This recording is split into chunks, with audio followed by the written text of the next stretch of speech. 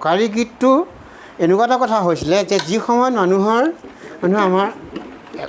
গাঁৱৰ মানুহবিলাকৰ ঘৰত এসময়ত ভাঙৰ শালবিলাক আছিল নহয় যেতিয়া কানি মানে ব্ৰিটিছৰ পিছত যেতিয়া কানি খোলাবিলাক বুলি যে কয় সেই সময়ত আচলতে কি হয় গাঁৱৰ মানুহবিলাকে খুব ভাং খাইছিলে আৰু সেই ভঙুৱা মানে ভাং খোৱা শালতে টোকাৰী গীতবিলাক তাতে মানে হেৰি হোৱা আমাৰ কিছুমান লোকসংগীতসমূহ আচলতে 4টা ভাগত বিভক্ত তেনেকৈ প্ৰথম আপোনাৰ অনুষ্ঠানমূলক যিসমূহ লোকসংগীত যেনে আমাৰ বিয়া এনেকুৱা বিভিন্ন অনুষ্ঠানবিলাক হয় তাত যিবিলাক গীতবিলাক চলে সেইবিলাক অনুষ্ঠানমূলক গীত আৰু কিছুমান গীত আছে আপোনাৰ কৰ্মমূলক গীত যিবিলাক মানে আমি কাম কৰি থাকোঁতে ভাগৰ বোলাব স্বতঃস্ফূৰ্তভাৱে গাই থাকে সেইখিনি কৰ্ম বিষয়ক গীত আৰু কিছুমান আছে আপোনাৰ কাহিনী গীত যেনেকৈ কিংবদন্তি জনশ্ৰুতি কিছুমান মুখে মুখে চলি অহা গীত আছে সেইখিনি আপোনাৰ সাধু কথা পৰা ধৰি লৈ বিভিন্ন আখ্যান উপাখ্যানমূলক গীত আৰু এবিধ গীত আছে এইখিনি জোনাবা ধেমেলীয়া গীত জোনাবা ধেমেলীয়া গীত বিভিন্ন আচলতে সেই কিছুমান জোনাবা ধেমেলীয়া গীতত মানে সেই ঠাইখনৰ সেই জেগাডোখৰ পৰিৱেশ সাপেক্ষে বিভিন্ন যেনে কপাহৰ জোনা নাঙলৰ জোনা এনেকুৱা ধৰণৰ কিছুমান গীত আছে যে আমাৰ লোক সংস্কৃতিখন আমাৰ যথেষ্ট লোক সংস্কৃতি বহল কথা কিবা কথা এনেকুৱা ভাবি থাকোঁ কিন্তু আমি বহুত আগবাঢ়ি আহিলোঁ আমি বহুত শিকিছোঁ এতিয়া নতুন প্ৰজন্মই বহুত কিবা পাইছে এতিয়াও হোৱা নাই অসমীয়া মানুহখিনি আমাৰ অসমীয়া মানুহখিনি ইমান হোৱা নাই কিন্তু একেবাৰে নাই হোৱা বুলি মই নাই কোৱা কিন্তু তাৰ মানে বহুত নগণ্য বিশেষকৈ অভিভাৱকসকলো ইমান এতিয়াও মানে পৰিপক্ক হোৱা নাই সেইটো সঁচা কথা ক'বই লাগিব আমি চাইছোঁ তাৰমানে এতিয়া মানুহে বাস্তৱ পৃথিৱীখনত পটককৈ যিটো লাগে মানে পটককৈ যিটো পাৰি এই চিন্তাটোত এতিয়াও মানুহ মানে প্ৰতিযোগিতামূলক এনেকুৱা ধাৰণাতে মানুহখিনি এতিয়াও ব্যস্ত হৈ আছে তাক খুব কম সংখ্যক ছাত্ৰ ছাত্ৰীসকল আমি পাইছোঁ তেনেকুৱা কিন্তু বাহিৰৰ দেশৰ ল'ৰা ছোৱালী তেনেকৈ বহুত ল'ৰা ছোৱালী আহিছে আৰু আমি ইয়াত শিকাইছোঁ তেনেকৈ কিন্তু ধৰক আমাৰ ইয়াৰ ল'ৰা ছোৱালী কিন্তু সেইটো নাই আৰু সেই শ্ৰদ্ধাটোও নাই মানে তেনেকুৱা ধৰক মই আপোনাক ক'লোৱেই নহয় ধৰক কাইলৈ বেলেগত গৈ পেলাই কিবা এটা শিকিবলৈ তবলাযোৰ শিকিবলৈ বা গিটাৰখন শিকিবলৈ বা কীবৰ্ডখন শিকিবলৈ যিটো আগ্ৰহ বা যিটো পাৰিশ্ৰমিক তেওঁলোকে খৰচ কৰি যাব পাৰে কাইলৈ হয়তো দোতাৰাখন শিকিবলৈ তেওঁ সেইকণ সময় দিলেও তেওঁক সেইটো তাৰমানে এনেকুৱা হয় আমাৰ চহকী লোক পৰম্পৰাত আমি কওঁ চহকী বুলি কিন্তু তেওঁলোকে মানে সেই বস্তুটো প্ৰকৃততেই যে চহকী সেই কথাটো কিন্তু মানে নলয় তাতকৈ তেওঁলোকে আধুনিক আৰু পাশ্চাত্যলৈ বেছিকৈ গতি কৰিছে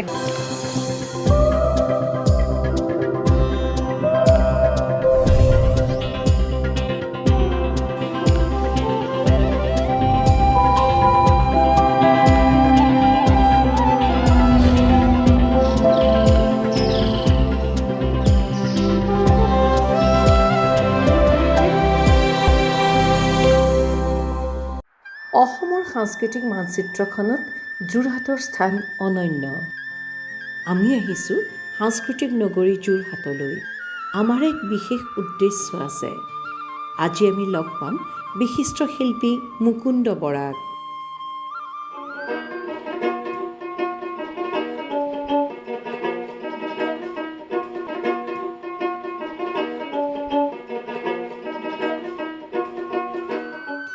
(1971 চনত জন্মগ্ৰহণ কৰা মুকুন্দ বৰা এগৰাকী গায়ক বাদক চিত্ৰশিল্পী তথা ভাস্কৰ্য শিল্পী যোৰহাট নগৰৰ পৰা জগন্নাথ বৰুৱা পথেৰে প্ৰায় 9 কিলোমিটাৰ পথ অতিক্ৰম কৰিলে আৰু মালোৱালিৰে যাত্ৰা কৰিলে বুৰঞ্জী প্ৰসিদ্ধ গৰখীয়া দৌল হৈ 8 কিলোমিটাৰ পথ অতিক্ৰম কৰি মুকুন্দ বৰাৰ মৰমৰ গাঁওখনলৈ যাব পাৰি কেৱল সাংস্কৃতিৰ সাধনাৰ মাজেৰে জীৱনৰ প্ৰতিটো ক্ষণ উপভোগ কৰা এগৰাকী শিল্পী সাংস্কৃতিক মনটো উমান ল'বলৈ আমি গৈছিলোঁ তেওঁৰ প্ৰিয় ঠাই তেওঁৰ গাঁও যোৰহাটৰ উত্তৰ পশ্চিম অঞ্চলৰ ব্ৰহ্মপুত্ৰ দাঁতিকাষৰীয়াৰ নিজ বালিগাঁৱলৈ শিল্পীজনৰ গাঁও শিল্পীজনৰ বাসগৃহ সকলোতে বিৰাজ কৰিছে সুন্দৰৰ আৰাধনাৰ আভাস নমস্কাৰ দৰ্শকসকল ইতিমধ্যে আপোনালোকে গম পাইছে আমি মুকুন্দ মাধৱ বৰাদেৱৰ বাসগৃহত উপস্থিত হৈছোহি মহাশয় নমস্কাৰ মুকুন্দ মাধৱ বৰাদেৱৰ কথা আপোনালোকে সকলোৱে নিশ্চয় জানে এগৰাকী লোকশিল্পী তেখেত এগৰাকী গায়ক এগৰাকী বাদক। আৰু মুকুন্দ মাধৱ বৰা এনে এগৰাকী শিল্পী, তেখেতে নিজ হাতে বহুকেইটা বাদ্যযন্ত্ৰ প্ৰস্তুত কৰিছে। তেখেতে কাঠৰ শিল্পৰ কাম কৰে, গৰু আসনৰ পৰা আৰম্ভ কৰি বহুখিনি বস্তু তেখেতে বনাব জানে। তাৰোপৰি তেখেত চিমেণ্টেৰে বহুকেইটি সম্পদ তৈয়াৰ কৰি সমাজলৈ দিছে। আচলতে লোকশিল্পৰ ক্ষেত্ৰখনৰ এগৰাকী চহকী ব্যক্তিৰ কাষলৈ আমি আহিছোঁ। মুকুন্দ মাধৱ বৰা তেখেত এগৰাকী লোকশিল্পী, তেখেত বৰগীতৰ শাস্ত্ৰীয় সংগীতৰ বিশাৰদ, লগতে আছে তেখেতৰ পত্নী মানসী। আপোনাক স্বাগতম জনাইছোঁ। তেখেতসকলৰ একমাত্ৰ পুত্ৰ মৃন্ময়, স্বাগতম জনাইছোঁ। মৃন্ময় মাজুলীস্থিত যি সাংস্কৃতিক বিশ্ববিদ্যালয়, তাত স্নাতকোত্তৰ মহলাৰ ছাত্ৰ। মহাশয়, সময়বিলাক কেনেকৈ পাৰ হৈছে? সময়বিলাক আচলতে আমি সদায় নতুনৰ চিন্তাতে থকা হয়। শিল্পকৰ্মৰ মাজতে জড়িত হৈ থাকোঁ আৰু বৰ্তমান তেনেকৈয়ে দিনবিলাক গৈ আছে। হয়, আমি যেতিয়া মুকুন্দ মাধৱ বৰাদেৱক লগ পাওঁ যিকোনো সামাজিক অনুষ্ঠান এটাত, তেখেতক গায়ক ৰূপত পাওঁ, বাদক ৰূপত পাওঁ, কেতিয়াবা লোকসংগীত, লোক বাদ্যযন্ত্ৰৰ বিষয়ত বক্তৃতা দিবলৈ যায় তেতিয়া পাওঁ। আচলতে মানসী আৰু মুকুন্দ মাধৱ বৰাৰ যিটো জুতি, আপোনালোক দুগৰাকী জুতিটো এইকাৰণে ভাল লাগে, আপোনালোকে দুয়ো একেলগতে সংগীতৰ চৰ্চা কৰে, নহয় জানো? আমি মুকুন্দ মাধৱ বৰাদেৱৰ লগত কথা পাতিম। মানসী, আপুনি কওকচোন আপোনাৰ এই শিল্পী স্বামীজনৰ কথা। মানে কি হয়, যেতিয়া লগ পাইছিলোঁ তেতিয়া প্ৰকৃততে তেখেতে মানে বজাই গোৱা মই সেইটোৱেই প্ৰথম দেখিছিলোঁ। প্ৰথম যেতিয়া লগ পাইছিলোঁ, ধৰক 21 বছৰ আগতে। তাৰপিছত 21 বছৰৰ পৰা এটা সুন্দৰ যাত্ৰা, একদম সুন্দৰ যাত্ৰা। আপোনাৰ জীৱনৰ প্ৰথমগৰাকী গুৰু? প্ৰথমগৰাকী মোৰ গুৰু আচলতে আইতা আছিলে। মোৰ আইতাৰ পিছতে মোৰ দেউতা। তাৰপিছতে দেউতাই যেনিবা আমাৰ বিশেষকৈ মই বৰগীতৰ আমাৰ কমলাবাৰী সত্ৰৰ ৰামেশ্বৰ খাটনীয়া ছাৰৰ ওচৰত সংজ্ঞা দিছিলে। তাৰপিছত লাহে লাহে মই ডক্টৰ প্ৰদীপ বৰ্মা ছাৰৰ ওচৰত শাস্ত্ৰীয় সংগীতৰ শিক্ষা 9 বছৰ গ্ৰহণ কৰিছিলোঁ। আৰু তেনেদৰেই আমি জগতখনৰ লগত জড়িত হৈ আছোঁ। আৰু বৰ্তমান কিন্তু লোকশিল্পৰ এই শিল্পকলাৰ মাজতে আমি ব্যস্ত হৈ আছোঁ। হয়, মুকুন্দ মাধৱ বৰা ডাঙৰীয়াৰ ওচৰলৈ যেতিয়া আহিছিলোঁ, মই তেখেতক কৈছিলোঁ আমি তেখেতৰ কণ্ঠত আজি এনে কিছু গীত শুনিম, অসমৰ হেৰাই যোৱা লোকসংগীতসমূহ শুনিম, যিবোৰ সংগীত আজিৰ প্ৰজন্মই হয়তো শুনা নাই, কিন্তু সেই সম্পদবিলাকে, সেই সংগীতবিলাকে অসমৰ সাংস্কৃতিক সম্পদটো বহুলাংশে চহকী কৰি তুলিছে। এগৰাকী শাস্ত্ৰীয় সংগীতৰ শিল্পী সমান্তৰালকৈ তেখেতে লোকসংগীতসমূহ ইমান সুন্দৰকৈ চৰ্চা কৰি আহিছে। এয়া চাগে আপোনালোকৰ পৰম্পৰাগত পৰিয়ালৰ ফালৰ পৰাও বহুখিনি চৰ্চা হৈছিল, নহয়নে? সেইখিনি হয় বাৰু কথাটো। আমি মানে সৰুৰে পৰাই বিশেষকৈ আইনাম, ধাইনাম, ঘোষা সুৰ, কীৰ্তনৰ সুৰ, সেইখিনিৰ মাজতে আমি প্ৰথমৰ পৰা সৰুৰে পৰাই শুনি অহা। নিচুকনি গীতৰ সুৰ, বিভিন্ন ধেমেলীয়া, জোনা ধেমেলীয়া গীত, এনেকুৱাবিলাক আমি সৰুৰে পৰাই শুনি অহা।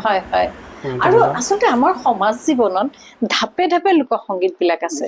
আজি কিন্তু আমি আপোনাৰ লগত কথা পতাতকৈ আপুনি ইমান সুন্দৰকৈ সংৰক্ষণ আৰু চৰ্চা কৰি থকা এই লোকসংগীতবিলাক বেছিকৈ শুনিম।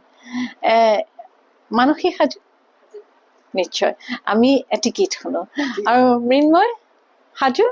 প্ৰথমতে আমি আমাৰ উজনি অসমৰ বিশেষকৈ প্ৰচলিত এটি দেহচা গীতেৰে আজি আমাৰ অনুষ্ঠানটো আমি মুকলি কৰিব খুজিছোঁ।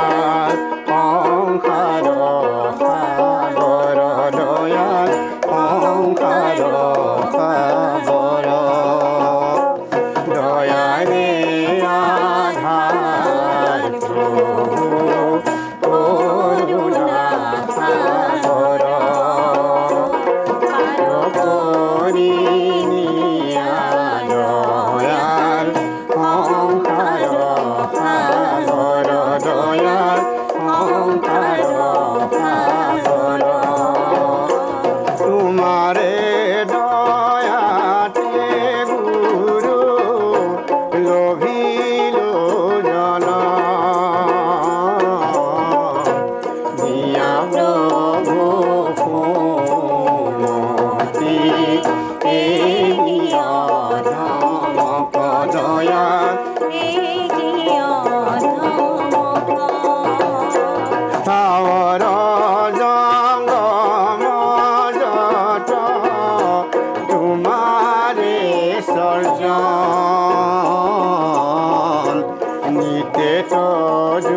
সেৱা কৰো দুখানি চৰণ দয়াল দুখানি চৰণ দয়াৰে আধাৰ প্ৰভু কৰুণা সাগৰ পাৰ কৰি নিয়া দয়াল সংসাৰ সাগৰ দয়াল সংসাৰ সাগৰ দয়াল সংসাৰ সাগৰ। অপূৰ্ব বৰাদেউ, এইষাৰ কথা হ'ব পাৰে নেকি যে আমি স্কুলীয়া শিক্ষা লোৱাটো আমাৰ বাবে অত্যন্ত জৰুৰী? আমি পৰ্যায়ক্ৰমে স্কুলীয়া শিক্ষা, কলেজীয়া শিক্ষা, মহাবিদ্যালয়, বিশ্ববিদ্যালয় এনেকৈ গৈ থাকোঁ। আপোনাৰ জীৱনত পদ্ধতিগত স্কুলীয়া শিক্ষাৰ সমান্তৰালকৈ আপোনাৰ লোকসংগীতৰ শিক্ষা, বাদ্যযন্ত্ৰৰ লগত পৰিচয় হোৱাৰ সেই সময়খিনি আগবাঢ়ি গৈছিলে? নিশ্চয়। আমি সেই সময়তে আচলতে আমি কি হৈছে, আমাৰ বহুত আমি ব্ৰহ্মপুত্ৰৰ কাষৰ একেবাৰে আমাৰ গাঁৱলীয়া ঠাই। আমি আচলতে বিশেষকৈ গৰু ঘাঁহ কাটিবলৈ যাওঁতে আমি নাৱত ঘাঁহ কাটিবলৈ যাওঁ। তেতিয়া কিছুমান ভাটিয়ালি সুৰ আমাৰ আপোন ভলাকৈ আমি গাইছোঁ। ধৰক আকৌ গৰু চৰাবলৈ গৈছোঁ, তাত আমি কিছুমান গৰখীয়া গীত, তেনেকুৱা ধৰণৰ আমি কিছুমান গীত আছে। আমি আচলতে আমাৰ কিছুমান লোকসংগীতসমূহ আচলতে 4টা ভাগত বিভক্ত। তেনেকৈ প্ৰথম আপোনাৰ অনুষ্ঠানমূলক যিসমূহ লোকসংগীত, যেনে আমাৰ বিয়া এনেকুৱা বিভিন্ন অনুষ্ঠানবিলাক হয়, তাত যিবিলাক গীতবিলাক চলে সেইবিলাক অনুষ্ঠানমূলক গীত। আৰু কিছুমান গীত আছে আপোনাৰ কৰ্মমূলক গীত, যিবিলাক মানে আমি কাম কৰি থাকোঁতে ভাগৰ বোলাব নিমিত্তেই হওক গাই থাকে, সেইখিনি কৰ্ম বিষয়ক গীত। আৰু কিছুমান আছে আপোনাৰ কাহিনী গীত, যেনেকৈ কিংবদন্তী জনশ্ৰুতি কিছুমান মুখে মুখে চলি অহা গীত আছে, সেইখিনি আপোনাৰ সাধু কথা পৰা ধৰি লৈ বিভিন্ন আখ্যান উপাখ্যানমূলক গীত। আৰু এবিধ গীত আছে, এইখিনি জোনা বা ধেমেলীয়া গীত, জোনা বা ধেমেলীয়া গীত বিভিন্ন আচলতে সেই কথা কিছুমান জোনা বা ধেমেলীয়া গীতত মানে সেই ঠাইখনৰ সেই জেগাডোখৰ পৰিৱেশ সাপেক্ষে বিভিন্ন, যেনেকৈ কপাহৰ জোনা, নাঙলৰ জোনা, এনেকুৱা ধৰণৰ কিছুমান গীত আছে। বা সেই তেনেকুৱা আমি আপোনাক প্ৰথমতে আমি এটা নাঙলৰ জোনা এটা গাই শুনাওঁ। যিটো গীতত মানে যিটো জোনা গীতত কৃষকে পথাৰত হাল বাবলৈ যোৱা প্ৰতিটো সা সঁজুলিৰ পৰা ধৰি লৈ নাঙল, যুঁৱলি, গৰুহাল গোটেইখিনি তাত বৰ্ণনা থাকে। এতিয়া মই গাম যে আমাৰ নাঙলৰ জোনা গীত, যিসমূহ জোনা গীত আচলতে এতিয়া প্ৰচলন বৰকৈ প্ৰচাৰ নহয় বা আমাৰ শিল্পীসকলৰ মুখত শুনিবলৈ পোৱা নাযায়। এইখিনি আচলতে একেবাৰে চহা কৃষকৰ মুখৰ পৰা নিগৰিত হোৱা কিছুমান গীত। আৰু সেইবিলাক গীত অঞ্চলভেদে বেলেগ বেলেগ। বিশেষকৈ আমাৰ উজনি অসমত আমি আইতাহঁতৰ মুখত, ককাহঁতৰ মুখত শুনিছিলোঁ সেই জোনা গীত আমি গাবলৈ লৈছোঁ।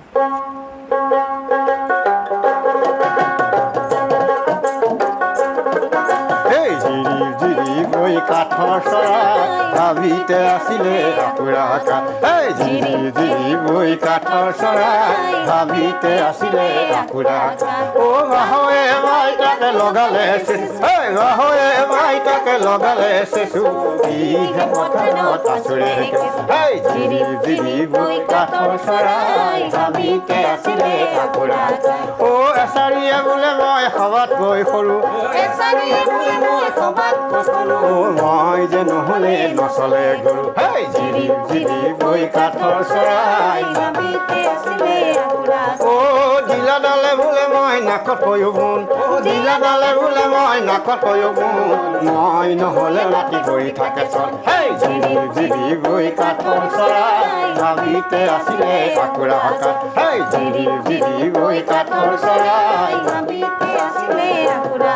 অ শ'ল মাৰিয়ে বোলে আমি 4 ভাই ককাই, শ'ল মাৰিয়ে বোলে আমি 4 ভাই ককাই, 4 কিলো আছো বাচ্চা, জিৰি জিৰি বৈ কাঠৰ চৰাই ভাবিতে আছিলে আকুৰা। জিৰি জিৰি বৈ কাঠৰ চৰাই ভাবিতে আছিলে আকুৰা। মানে আমাৰ চহা জীৱনৰ খেতি পথাৰখনৰ প্ৰত্যেকটো সম্পদে নাঙলৰ পৰা আৰম্ভ কৰি নাঙলৰ ডিলাডাল, নাঙলৰ যুঁৱলি, আচলতে জোঁট জেগা গোটেইখিনি আছে। দীঘল হয় যে কিন্তু এইখিনি আমাৰ গোটেইখিনি মনত আছে। হয় এই জোনাকীতসমূহত তেনেকুৱা আমাৰ যিখিনি মুখে মুখে চলি অহা হয়তো আঞ্চলিকতাৰ সৈতে বেলেগ বেলেগ হয়। হয়, আপুনি যে সেই শৈশৱৰ সেই পথাৰখনত গৰু চৰাবলৈ যোৱাৰ কথা কৈছিলে, সেই সময়ত চাগে আপোনালোকে অকণমান জিৰণি ল'লে এটা এটা গীত আপোনালোকে গুণগুণাই থাকে। তেতিয়া আমি সেইখিনিসমূহ আমি শুনো। আমি গৰু চৰাবলৈ আহিলেও বা আমাৰ আইতাহঁতে তেতিয়া ধৰক আমাৰ কিছুমান এনেকুৱা কিছুমান গীত আছে যে আমাৰ কাহিনীমূলক কিছুমান গীত আছে, যিখিনি আখ্যান উপাখ্যানমূলক যি গীত আছে, জনশ্ৰুতি গীত আছে, আমি চোতালত নিজে আইতাই আমাক সাধু কোৱা আমাৰ মনত আছে। গতিকে সেই সাধুবিলাক তেতিয়া আজিকালি কিতাপৰ সাধুটো বেলেগ, কিন্তু যেতিয়া কথনত যেতিয়া আমাৰ আইতাহঁতে আমাৰ এনেকৈ ঢকুৱা ধুনীয়াকৈ চোতালত পাৰি পেলাই যেতিয়া জোনাকত আমাৰ কিন্তু সাধু কোৱা আমি সাধু শুনিছোঁ আইতাহঁতৰ মুখত।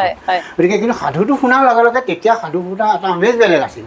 মানে কি হয়, সাধুত যিখিনি গীত সন্নিৱিষ্ট হৈ থাকে সেই গীতখিনি মানে সেই তেনেকৈ গীতৰ আকাৰে কৈ যায়। হয়, মানে তেতিয়া আপোনালোকে লিখা মেলাৰ কথা নাছিলে, স্বতঃস্ফূৰ্তভাৱে শুনি শিকি তেনেকৈ শুনা আমি। তেনেকৈ আপোনাৰ লক্ষ্মীনাথ বেজবৰুৱাৰ আপোনাৰ আমি যিটো বুঢ়ীয়া সাধু বা শুনিছোঁ, আপোনাৰ চম্পাৱতী সাধু কিমান ধুনীয়া লাগে। কাহিনীটো কৈ যাওঁতে তেতিয়া আইতাহঁতে কথাখিনি কৈ যায় তেতিয়া মানে চম্পাৱতী মানে অতি লোভ পৰি পেলাই যে খাবলৈ ছোৱালীজনী বিয়া দিবলগীয়া হ'ল, সেই গীতটো তেতিয়া আইতাহঁতৰ মুখতে শুনা। সেই গীতটো মই শুনিছোঁ, সাধু কথা গীতটো শুনিছোঁ। যেতিয়া চম্পাৱতী ধান মানে ৰখিবলৈ যায় তেতিয়া ধান ৰখিবলৈ যাওঁতে এই সাপে কথাখিনি কয়। সেই প্ৰথম অৱস্থাত তেনেকৈ কয়, হুৰ হুৰ বতাহ চৰাই, হুৰ হুৰ বতাহ চৰাই, মোৰ ধান নেখাবি তোক দিম ভোটা কৰা। এই হুৰ হুৰ বতাহ চৰাই, হুৰ হুৰ বতাহ চৰাই, মোৰ ধান নেখাবি তোক দিম ভোটা কৰা। ও ধানো খাম চাউলো খাম, চম্পাৱতীক বিয়া কৰাই ঘৰলৈ যাম, চম্পাৱতীক বিয়া কৰাই ঘৰলৈ যাম। তেতিয়া আপোনাৰ পিছত যিটো মানে আমাৰ কৰুণ গাথা কাহিনী, সেই গীতটো মহিলাৰ কণ্ঠত মানে তাৰ সাধু কথা গীত সেইটো গাব। আই মোৰ দুভৰি কুটে কুটাই,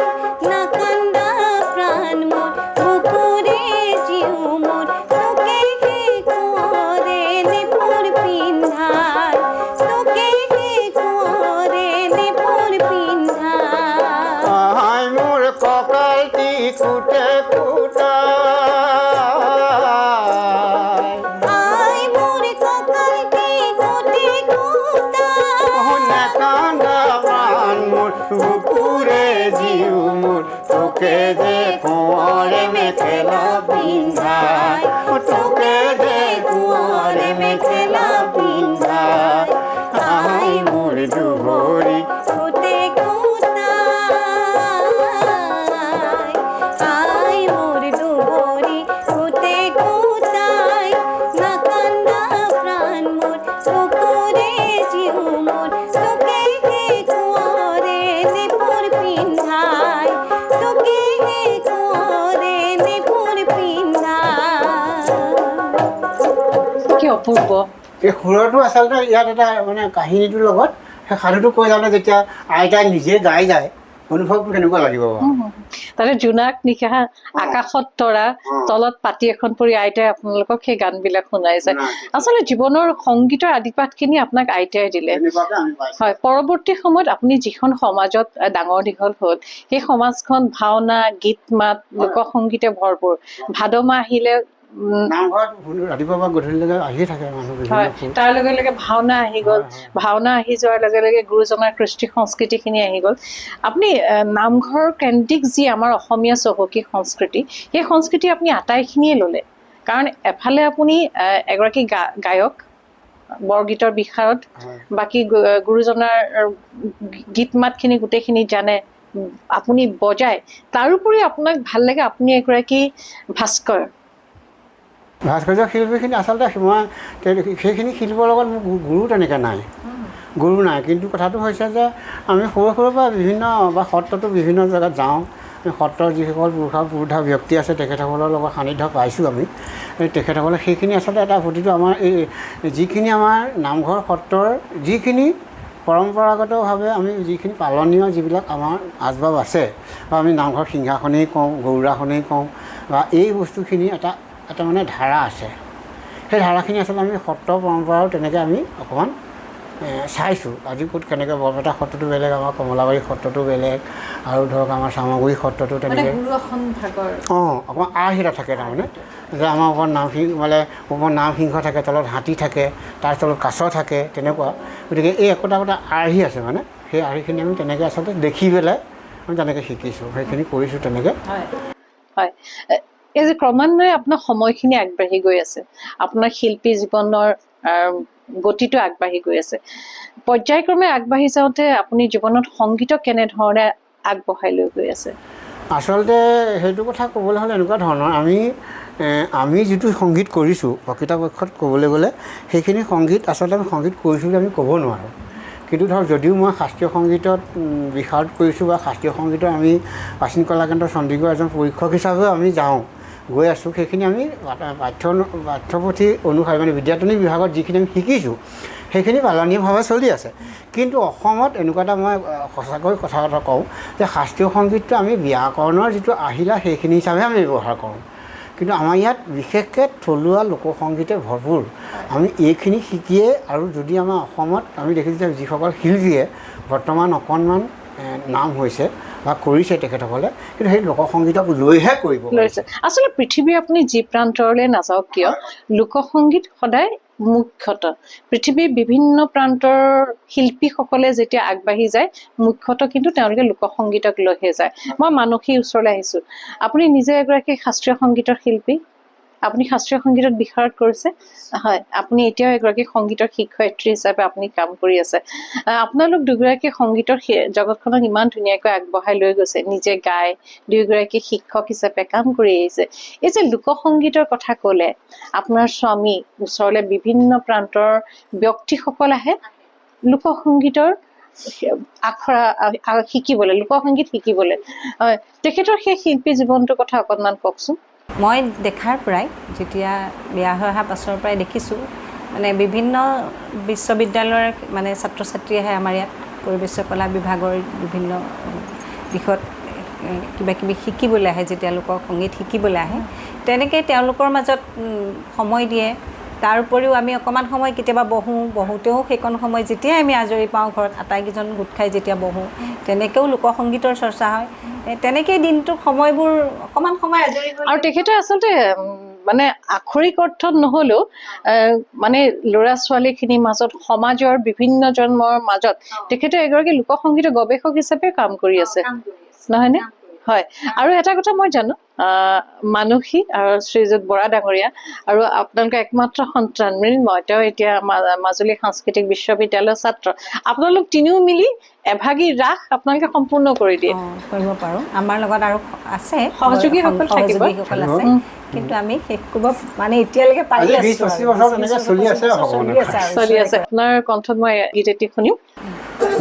কেলৈ মই আহিলো মায়া বজাৰলৈ, বজাৰত গধূলি হ'ল, চাকি তেল শলিতা নহ'ল ভৰাবলৈ, আন্ধাৰত যাবৰে হ'ল, যাব যে লাগিব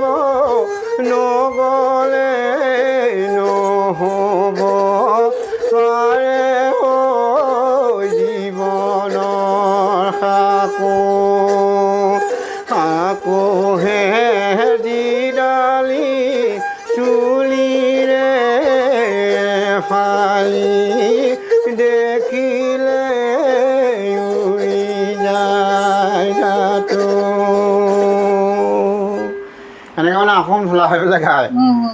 বৈৰাগ্য আৰু আমাৰ দেউতাহঁতৰ মুখৰ পৰা আমি শুনিছিলোঁ, হয় হয় হয় দেউতাৰ মুখৰ পৰা শুনা আমি। হয় হয় তেনেকুৱা অঞ্চল ভেদে অকণ বেলেগ বেলেগ হয়, কিন্তু হ'লেও বৈৰাগী গীতবিলাক আজিকালি কিন্তু বৰকৈ মানুহে নাগায়। হয়। এই টোকাৰী গীতো প্ৰচলনো বহুত কমি গৈছে আজিকালি। টোকাৰী গীতৰ প্ৰচলন বহুত কমি গৈছে। হয় আমি তেতিয়াহ'লে ঠিক আছে, আমি এটা টোকাৰী গীত এটা, আচলতে টোকাৰী গীতটো এনেকুৱা এটা কথা হৈছিলে যে যি সময়ত মানুহ গাঁৱৰ মানুহবিলাকৰ ঘৰত এসময়ত ভাঙৰ শালবিলাক আছিল নহয়। যেতিয়া মানে ব্ৰিটিছৰ পিছত যেতিয়া কানি খলাবিলাক বুলি যে কয়, সেই সময়ত আচলতে কি হয়, গাঁৱৰ মানুহবিলাকে খুব ভাং খাইছিলে। আৰু সেই ভঙা মানে মাংস শালতে টোকাৰী গীতবিলাক তাতে মানে হেৰি হোৱা। আৰু টোকাৰী বাদ্যটো সেইটো কাৰণে আমি মালিতাত পাওঁ যে পূৰ্বতে কৈলাশৰ টোকাৰী বুলি কয়। কৈলাশৰ টোকাৰী চিঙলা আপোনাৰ এই তেনেকৈ নাভিবা বুলি সৃষ্টি হোৱা বুলি কয়। গতিকে ইয়াৰ পুৰণা মানে মালিতাৰ যোগেদি গম পোৱা যায় এইটো পাৰ্বতী এইটো মহাদেৱ দিনৰ পৰা আহে বুলি কয়। গতিকে সেই তেনেকুৱা, গতিকে আমি টোকাৰী গীত আচলতে প্ৰচলনটো পিছত সেইটো কাৰণে লাহে লাহে আচলতে সেই তেখেতসকলৰ মুখৰ পৰাই টোকাৰী গীতবিলাক মুখে মুখে চলি হয় হয়। আৰু টোকাৰী গীতে পুৰুষানুক্ৰমে স্বতঃস্ফূৰ্তভাৱে চলি হয়, একদম স্বতঃস্ফূৰ্তভাৱে চলি আছে। কিন্তু এতিয়া আচলতে কি হৈছে, আমাৰ এটা আভ্যাস হ'লেও কথা এটা মই কওঁ এইখিনিতে, যে আমাৰ এতিয়া আমি দেখোঁ যে আগতে কেছেটত ওলাইছে, তাৰপিছত ডিছ ওলাইছে, তাৰপিছত আজিকালিতো মোবাইলতে গোটেই বস্তুবিলাক। কিন্তু ধৰক এতিয়া মই কেতিয়াবা চাওঁ গীত এটা দিছে টোকাৰী গীত বুলি, কিন্তু টোকাৰী গীতৰ কিন্তু নাম গোন্ধেই নাই ধৰক, বা দিহানাম বুলি, কিন্তু দিহানামৰ তাত নাম গোন্ধেই নাই। আচলতে অসমীয়া ভক্তিমূলক গীত বেলেগ কথা এটা, কিন্তু ধৰক টোকাৰী গীতবিলাক সম্পূৰ্ণ নিজৰ এটা স্বকীয় আছে। এতিয়া আমি পূৰ্বৰ এটা টোকাৰী গীত গাবলৈ লৈছোঁ দেই।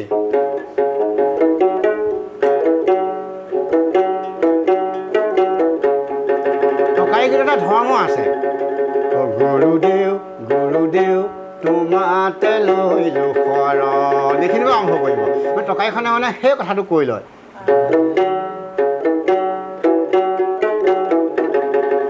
এতিয়া আৰম্ভ কৰে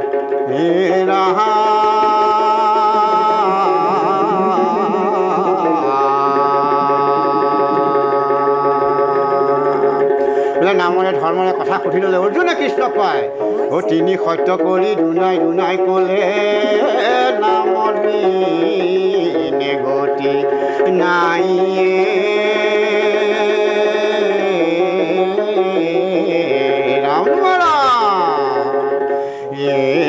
জীবন যৌবন যেন কচু পাহাতৰ পানী, পৃথিৱী আলহী ঘৰ দুদিনৰ জিৰণি, পৌৰৰি নাম নলৈ মনাই জীৱনৰ কাহাল,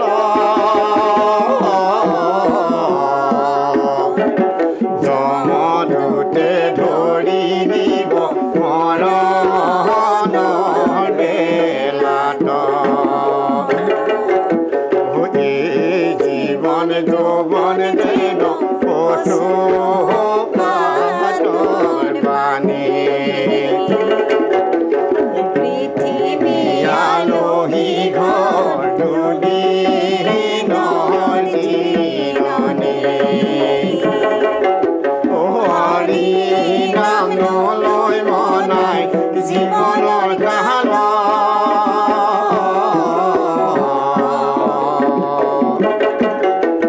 জমদূতে ধৰি নিব মৰণৰ বেলাত। বান্ধৱ কৃষ্ণ হৰি বল হে ৰাম,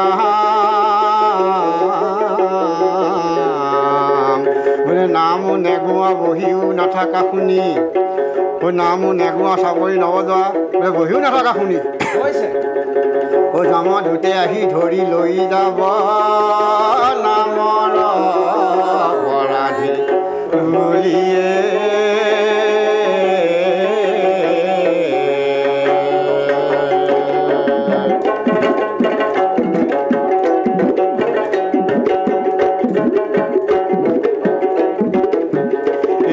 ধিমিকি জলে জীৱন চাকিটি, ধিমিকি জলে, ও ধিমিকি জলে জীৱন চাকিটি, ধিমিকি জলে, ও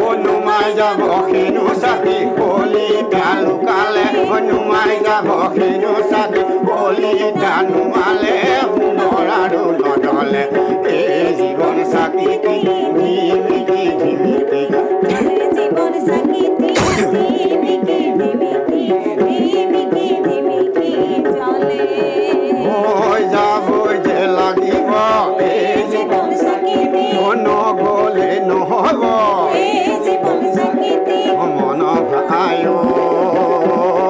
পাৰে হৈ জীৱনত আকৌ জীৱন চাকিতি ধিমিকি ধিমিকি জ্বলে জীৱন চাকিতি ধিমিকি ধিমিকি ধিমিকি ধিমিকি জ্বলে নুমাই যাব সিনো চাকি কলিতা ঢুকালে সোণৰ আৰু নজ্বলে এই জীৱন চাকিতি ধিমিকি ধিমিকি জ্বলে জীৱন চাকিতি ধিমিকি ধিমিকি ধিমিকি ধিমিকি জ্বলে প্ৰাণ কৃষ্ণ হৰি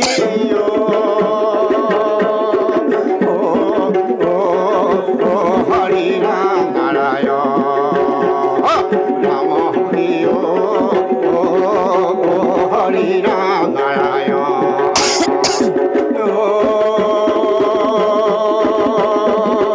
ৰাম জয় হৰি কিয়ে জয় জয় হৰি গোপাল গোবিন্দ ৰাম কৃষ্ণ অপূৰ্ব অপূৰ্ব বৰাদেউ আপোনালোক দুয়োগৰাকী সংগীতৰ শিক্ষক আপোনালোকৰ সংগীতৰ বিদ্যালয় আছে নহয় জানো হয়। আপোনাৰ পত্নী মানসীৰ ওচৰলৈ ঘৰলৈ ছাত্ৰ ছাত্ৰীসকল আহে শিকিবলৈ আপোনালোকে আধুনিক গীত শিকায় সেয়া সকলোৱে শিকায় কিন্তু এগৰাকী লোকসংগীতৰ সাধকে ছাত্ৰ ছাত্ৰীসকলৰ মাজলৈ এই সংগীতৰ শিক্ষাখিনি কেনেকৈ লৈ যাব বিচাৰে আচলতে এইটো বৰ ধুনীয়া প্ৰশ্ন যে আমি যদিও শাস্ত্ৰীয় সংগীতৰ শিক্ষা দিয়া হয় বা আমাৰ জ্যোতি পাৰ্বতী বিষ্ণুৰাভা এই ভূপেন্দ্ৰ হাজৰিকা এইখিনি আমি গীত শিকাবই লাগিব সেইখিনি লাগিবই কিন্তু তাৰ মাজতে আমাৰ থলুৱা যিখিনি গীত মাত আছে সেই গীত মাতসমূহ আচলতে আমি যদি আমি অন্যান্য গীতবিলাক চাবলৈ যাওঁ গতিকে তাৰ মাজতে ইয়াৰ কোহে কোহে আমাৰ থলুৱা গীত মাতখিনি কিন্তু সুৰখিনি সন্নিৱিষ্ট হৈ আছে গতিকে আমি সময় উলিয়াই থকা পক্ষত আমি বিশেষকৈ কামৰূপী লোকগীত এটা গোৱালপৰীয়া লোকগীত এটা নিচুকনি গীত এটা বা আমাৰ বনগীত এটা এনেকুৱা আমি কিছুমান দুই এটা গীত ল'ৰা ছোৱালীখিনি আমি ছাত্ৰ ছাত্ৰীখিনিক আমি শিকাবলৈ চেষ্টা কৰোঁ এতিয়া আমাৰ এতিয়া গৰম বন্ধ আহি তেনে বিভিন্ন আজিকালি বিদ্যালয়সমূহতো বিশেষকৈ আমাক মাতে আমি তেনেকুৱা পুৰণি গীত মাতসমূহ শিকাই আহিছোঁ বৰ্তমান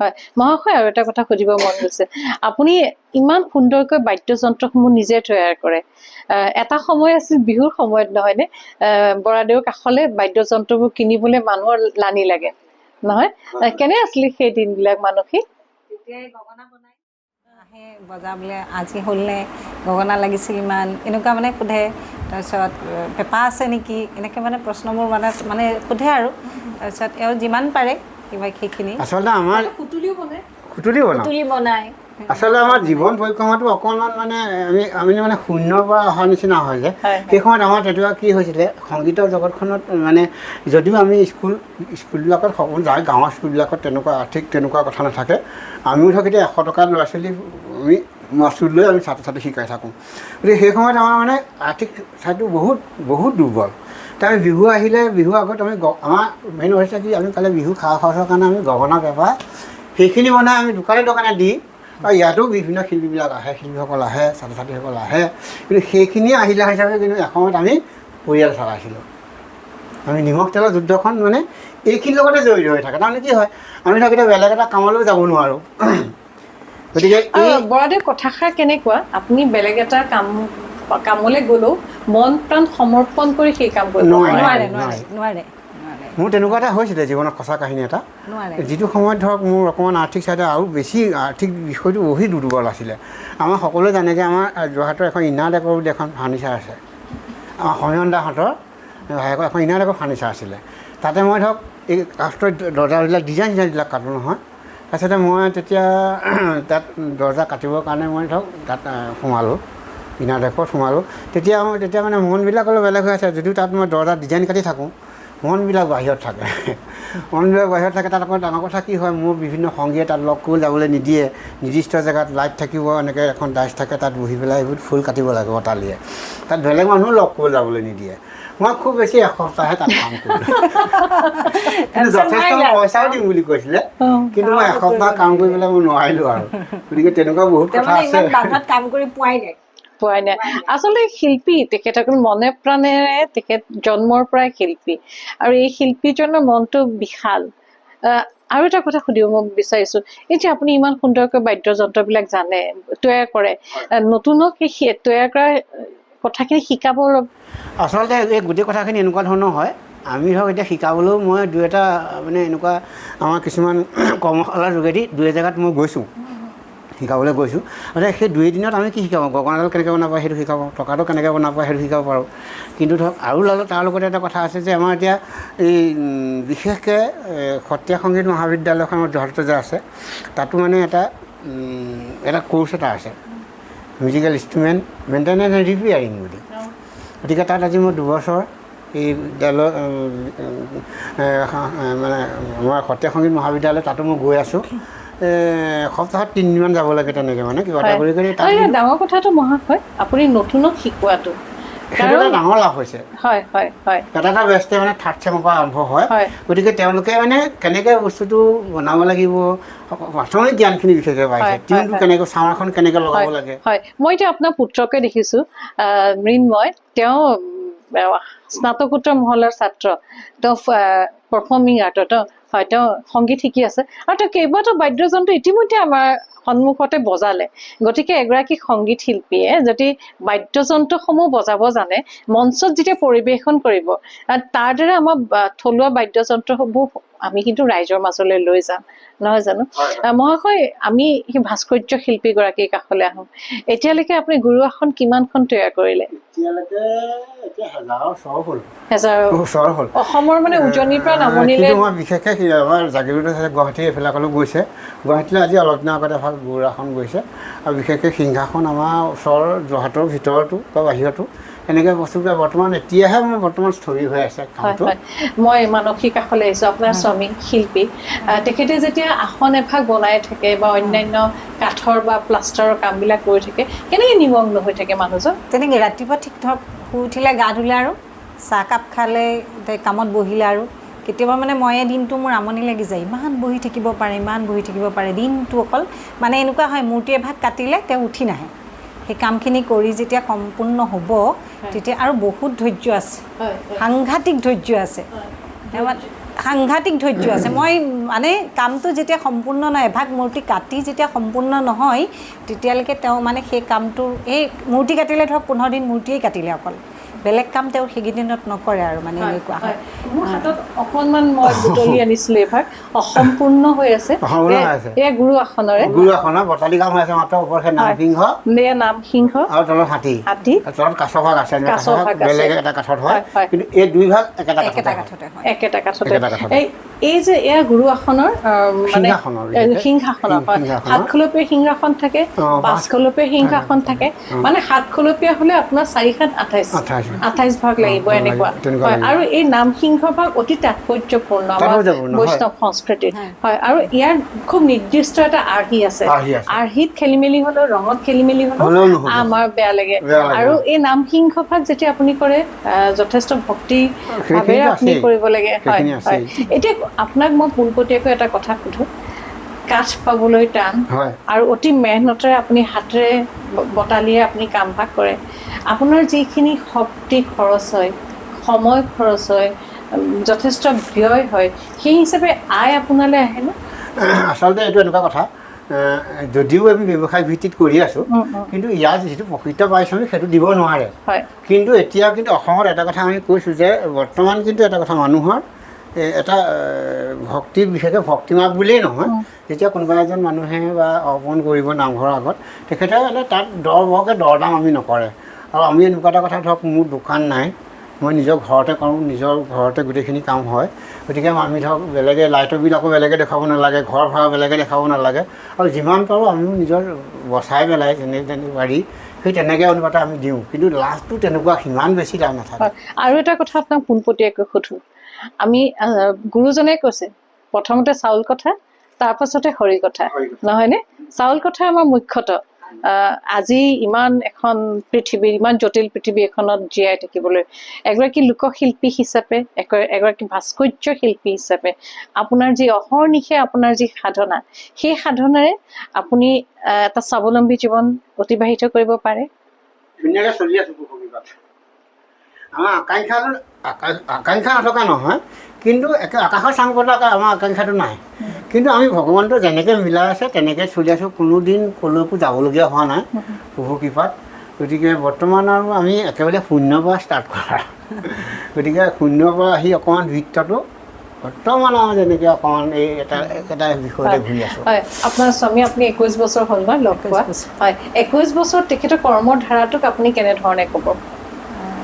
তেখেতে প্ৰথমটো ভাওনা সংস্কৃতিৰ লগতো প্ৰথমে বহুত জড়িত আছিল, তাৰপিছত লাহে লাহে ধৰক এইখিনি সেইখিনি সলনি কৰিবলগীয়া হ'ল, মানে সংসাৰৰ মই এজন আছিলে মেকআপ আৰ্টিষ্ট। মেকআপ আৰ্টিষ্ট আছিলে, মেকআপো কৰে? আমাৰ সত্ৰীয়া কেন্দ্ৰ গুৱাহাটীৰ ৰাজুদাস ছাৰ থাকোঁতে তেখেতৰ দুলালৰ ছাৰৰ আণ্ডাৰত মই বাহিৰতো বহু বছৰ আছিলোঁ মেকআপ আৰ্টিষ্ট হিচাপে গৈছে। তাৰপিছত ধুনীয়া ছেটিংছৰ কামো কৰে, বহুত কৰে। সেইখিনি ৰাসৰ ছেটৰ কাম বহুত মানে কৰিছিল, মুখাৰ কাম কৰে, ছেটৰ কাম কৰে। তাৰপিছত লাহে লাহে মানে সময়ৰ লগে লগে তাৰপিছত ধৰক গুৰু আসনলৈ আহিলে, তেনেকৈ সময়ে আচলতে যিটো কৈছে সেই হিচাপত তেনেকৈ আৰু তেনেকৈ চলি আছে। হয়, এই ল'ৰা ছোৱালীখিনিৰ লগত আপুনি জড়িত হৈ থাকে শিক্ষক হিচাপে। হয়, আৰু ডাঙৰ কথা আপোনাৰ দৰে এগৰাকী লোকসংগীতৰ শিল্পীৰ কাষলৈ যেতিয়া ল'ৰা ছোৱালীখিনি পিতৃ মাতৃয়ে লৈ আনে, তেওঁলোকে কিমান এটা মানে ঐশ্বৰ্যশালী মানে এজন ভাণ্ডাৰৰ ওচৰলৈ লৈ আনে, তেওঁৰ পিতৃ মাতৃয়ে অনুভৱ কৰে চাগে। তথাপিও আপোনাৰো এটা দায়িত্ব নতুনক এই চহকী সম্পদখিনি দি যোৱাৰ। তেওঁলোকে শিকিবলৈ ইচ্ছা কৰেনে নে পিতৃ মাতৃয়ে? আপোনাক ক'বই লাগিব যে আমাৰ আমি এতিয়া যদিও ভাবোঁ যে আমাৰ লোক সংস্কৃতিখন আমাৰ যথেষ্ট লোক সংস্কৃতি বহল কথা কিবা কথা এনেকুৱা ভাবি থাকোঁ, কিন্তু আমি বহুত আগবাঢ়ি আহিলোঁ, আমি বহুত শিকিছোঁ। এতিয়া নতুন প্ৰজন্মই বহুত কিবা পাইছে, কিন্তু এতিয়াও হোৱা নাই অসমীয়া মানুহখিনি, আমাৰ অসমীয়া মানুহখিনি ইমান হোৱা নাই। কিন্তু একেবাৰে নাই হোৱা বুলি মই নাই কোৱা, কিন্তু তাৰ মানে বহুত নগণ্য বিশেষকৈ অভিভাৱকসকলো ইমান এতিয়াও মানে পৰিপক্ক হোৱা নাই, সেইটো সঁচা কথা ক'বই লাগিব। আমি চাইছোঁ তাৰমানে এতিয়া মানুহে বাস্তৱ পৃথিৱীখনত পটককৈ যিটো লাগে, মানে পটককৈ যিটো পাৰি, এই চিন্তাটোত এতিয়াও মানুহ মানে প্ৰতিযোগিতামূলক এনেকুৱা ধাৰণাতে মানুহখিনি এতিয়াও ব্যস্ত হৈ আছে।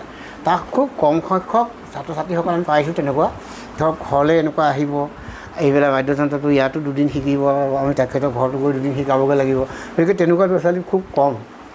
আৰু বিশেষকৈ এই বাদ্যযন্ত্ৰখিনি শিকিবলৈ আহোঁতে ধৰক বেলেগ কাইলৈ গীটাৰ এখন শিকিবলৈ যাওঁতে যিটো পাৰিশ্ৰমিক তেওঁলোকে দিয়ে, কাইলৈ কিন্তু দোতাৰা এখন শিকাবলৈ আহি পেলাই তেওঁলোকে সেইটো কেতিয়াও বহুত কম, কিন্তু বহুত কম। সেইটো আটাইতকৈ দুৰ্ভাগ্যজনক কথা। মই বিশেষকৈ এতিয়া আমাৰ এই শিল্পিকা বৰদলৈ এটা এৱাৰ্ড এটা পাইছে এই চিনেমা হেৰিটাত, তেওঁৰ লগত মানে আমাৰ ব্ৰহ্মপুত্ৰ কালচাৰেল ফাউণ্ডেশ্যনৰ লগত মই জড়িত হৈ পেলাই তেতিয়া আজি ইমান বছৰৰ এটা অভিজ্ঞতা হৈছে। কিন্তু বাহিৰৰ দেশৰ ল'ৰা ছোৱালী তেনেকৈ বহুত ল'ৰা ছোৱালী আহিছে আৰু আমি ইয়াত শিকাইছোঁ তেনেকৈ, কিন্তু ধৰক আমাৰ ইয়াৰ ল'ৰা ছোৱালী কিন্তু সেইটো নাই, মানে সেইটো নাই, আৰু সেই শ্ৰদ্ধাটোও নাই। মানে তেনেকুৱা ধৰক মই আপোনাক ক'লোৱেই নহয়, ধৰক কাইলৈ বেলেগত গৈ পেলাই কিবা এটা শিকিবলৈ, তবলাযোৰ শিকিবলৈ বা গীটাৰখন শিকিবলৈ বা কীবৰ্ডখন শিকিবলৈ যিটো আগ্ৰহ বা যিটো পাৰিশ্ৰমিক তেওঁলোকে খৰচ কৰি যাব পাৰে, কাইলৈ হয়তো দোতাৰাখন শিকিবলৈ তেওঁ সেইকণ সময় দিলেও তেওঁক সেইটো তাৰমানে এনেকুৱা হয় আমাৰ চহকী লোক পৰম্পৰা কওঁ চহকী বুলি, তেওঁলোকে মানে সেই বস্তুটো প্ৰকৃততেই যে চহকী সেই কথাটো কিন্তু মানে নলয়।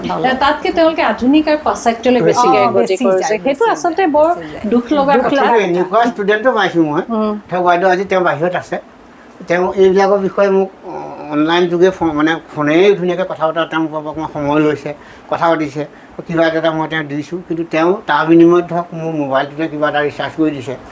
তেনেকুৱা ষ্টুডেণ্টো পাইছোঁ মই বহুত, কিন্তু আমাৰ সেইখিনি মানে এটা জেগা পাইছেগৈ তেখেতসকল। তেনেকৈ আমি বহুত শিল্পী মানে বাহিৰৰ ছাত্ৰ ছাত্ৰী আচলতে যেতিয়া তেওঁলোকে অনুভৱ কৰিব নিজৰ সংস্কৃতিখিনি কথা, তেতিয়া বহুত দেৰি হৈ যাব। আৰু কিন্তু এতিয়া ধৰক মই এতিয়া মহাবিদ্যালয়ত ভাল পাইছোঁ কাৰণ তেওঁলোকৰ পাঠ্যক্ৰমত যে বস্তুটো যুক্ত হৈ আছে শিকিবলৈ বাধ্য হৈছে তাত যিখিনি আছে ধৰক এটা সাংস্কৃতিক মন লৈ পেলাই তেওঁলোক গৈছে কিন্তু তেওঁলোকক শিকোৱা মজাটো বেলেগ হয় আৰু তেওঁলোকে পদ্ধতিগতভাৱে ন্যায়িকৈ শিকিবলৈ আহিছে কথা বহুত পাতিলোঁ হয়। দৰ্শকসকল আমি ইতিমধ্যে মুকুন্দ মাধৱ বৰাদেৱৰ বাসগৃহত আহি উপস্থিত হলোহি যোৰহাটৰ নিজ বালিগাঁৱত তেখেতৰ ঘৰ খুব সুন্দৰকৈ তেখেতে ঘৰখন তেখেতে নিজ হাতেৰে প্ৰস্তুত কৰা বাদ্যযন্ত্ৰে সজাইছে তেখেতৰ পত্নী তেখেত এগৰাকী শাস্ত্ৰীয় সংগীতৰ শিল্পী মানসী তেখেতসকলৰ একমাত্ৰ পুত্ৰ মৃন্ময় মাজুলী সাংস্কৃতিক বিশ্ববিদ্যালয়ৰ তেখেত পৰিৱেশ কলাৰ স্নাতকোত্তৰ মহলাৰ ছাত্ৰ খুব ভাল লাগিল কথা পাতি এই অনুষ্ঠানটো চাই কেনে পালে আমাক জনাব আৰু আমি আশা ৰাখিছোঁ আপোনালোকে মুকুন্দ মাধৱ বৰাদেৱৰ কাষলৈ আহিলে আপোনালোকৰ মন ভৰি যাব আহক এবাৰ তেওঁৰ কাষলৈ তেখেতে কৰা কামখিনি এবাৰ চাওক অনুষ্ঠানটো চাই কেনে পালে আমাক জনাব যদি ভাল পালে সেয়াও জনাব আপোনালোকে খুব সুন্দৰকৈ কমেণ্টছবিলাক মোক দিয়ে মই সদায় কৃতজ্ঞ হৈ ৰওঁ সেই কমেণ্টছবিলাক পঢ়ি আৰু এটা অনুৰোধ জনাওঁ যদি মোৰ চেনেলটো আপোনালোকৰ ভাল লাগে তেন্তে এই চেনেলটো সাবস্ক্ৰাইব কৰিব অনুষ্ঠানটো যদি চাই ভাল পাইছে লগ বন্ধুৰ লগত শ্বেয়াৰ কৰিব তিনিগৰাকী শিল্পী মোৰ সন্মুখত বহি আছে তিনিগৰাকী শিল্পী কণ্ঠৰ এটা গীতেৰে আজি এই অনুষ্ঠানৰ পৰা মই বিদায় ল'ম এটা সুন্দৰ গীত স্বামী স্ত্ৰী আৰু তেখেতসকলৰ একমাত্ৰ পুত্ৰৰ কণ্ঠত শুনিম আৰু আপোনালোকে যে আজি সময় দিলে মই আপোনালোকৰ ওচৰত কৃতজ্ঞ হৈ ৰ'লো দৰ্শকসকল এই তিনিওগৰাকী সন্মানীয় শিল্পীৰ কণ্ঠৰ গীতেৰে আজি আমি আপোনালোকৰ ওচৰৰ পৰা বিদায় ল'ম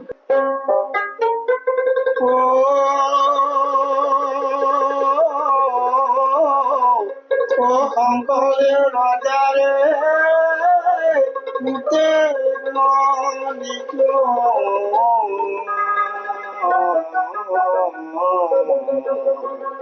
কোলাতে ক্ষতি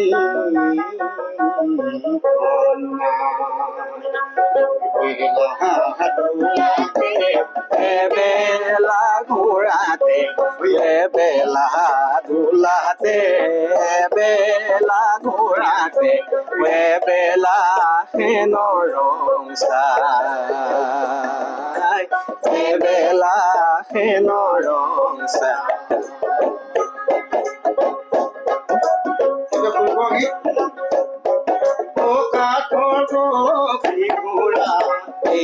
ফুল কোঁৱৰে কাঠৰ পক্ষী ঘোঁৰা এৰি ফুল কোঁৱৰে ভৰিৰে মাৰিলে টিপা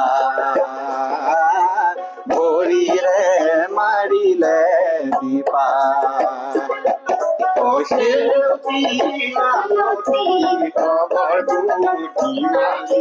সেউতি মালতী তগৰ বুটি মালি সবেও ধৰিলে শিপা সবেও ধৰিলে শিপা